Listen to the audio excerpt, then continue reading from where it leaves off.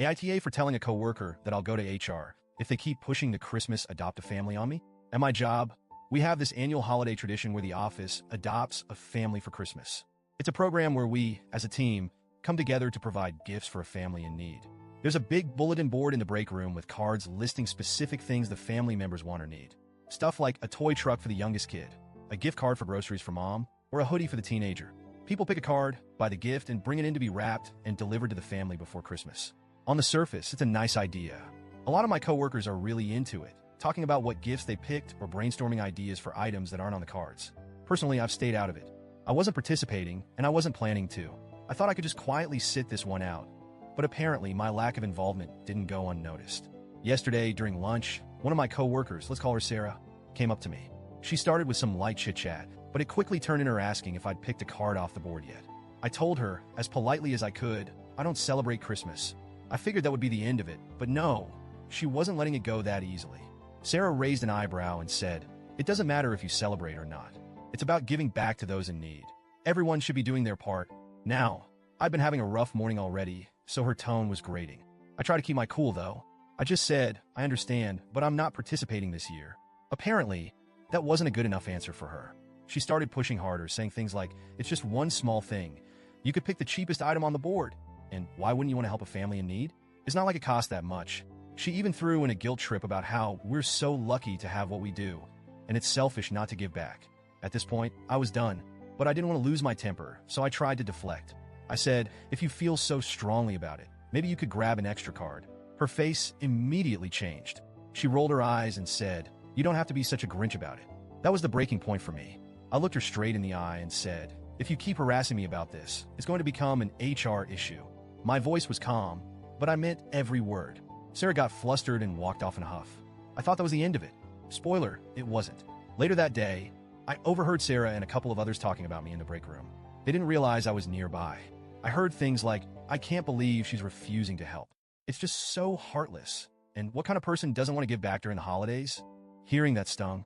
I know I don't owe anyone an explanation, but being painted as some cold-hearted Scrooge hurt more than I expected. They don't know my story.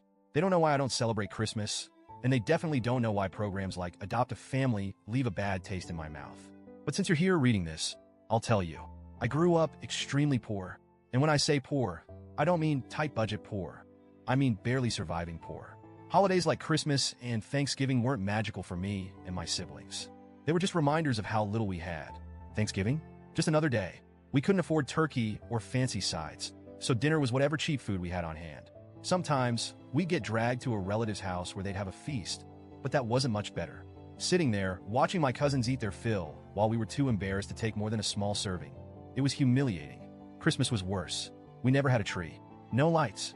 No stockings. And definitely no presents. Waking up on Christmas morning to nothing but silence was the norm for us. My younger siblings would cry from disappointment, and I had to be the strong one, pretending it didn't bother me. But it did. A lot. Eventually, my mom started signing us up for programs like the one my job is doing now. Adopt a Family, toy drives, you name it. She wanted to give us at least a little piece of the holiday magic we were missing. But year after year, no one ever came through for us. No gifts, no visits, nothing. Every time, we were left wondering if this would finally be the year someone cared. It never was. And the rare times we did go to a relative's house on Christmas, it was torture. Watching my cousins tear through piles of gifts while we sat there empty-handed, hearing them ask, "What did you get for Christmas?" and trying to decide whether to lie or admit the truth. Those memories are burned into my brain. As I got older, I promised myself that I'd never rely on those kinds of programs again. No one cared about my family back then, so why should I care now? It might sound harsh, but that's the reality I grew up with, and it shaped how I view the world. My priority now is making sure my family never has to feel that kind of hurt again. My nieces and nephews, they'll never wake up to an empty Christmas. They'll never feel the way we did. That's where my energy and money go, not to strangers on a bulletin board. After hearing Sarah and the others gossiping about me, I felt this wave of anger and sadness. They don't know me. They don't know my story, but they're so quick to judge. And honestly, it's frustrating how people act like these holiday charities are the ultimate moral high ground. Like if you don't participate, you're automatically a bad person. Let me be clear. The family my job adopted will still have a great Christmas. Half the board is already empty, and people are tripping over themselves to help. My one contribution wouldn't make or break their holiday. But because I'm not participating, I'm suddenly the office villain? It's ridiculous. Also, let's be real, most people only care about giving back during the holidays. Where's that energy in March or July? Struggling families don't just need help in December. But sure, let's all pat ourselves on the back for buying a $10 Walmart gift card and call it a day. Look, I know I could have handled the situation better. Maybe I shouldn't have threatened HR. But in the moment, I felt cornered. Sarah wouldn't let it go, and I was tired of explaining myself. At the same time, I'm not sorry for standing my ground. People need to understand that not everyone celebrates Christmas, and not everyone has the same relationship with these kinds of programs. It's not their place to judge or pressure others into participating. If someone wants to help, great, but if they don't, for whatever reason, that choice should be respected. So yeah, let me know. Am I the jerk here? Or do I have a point?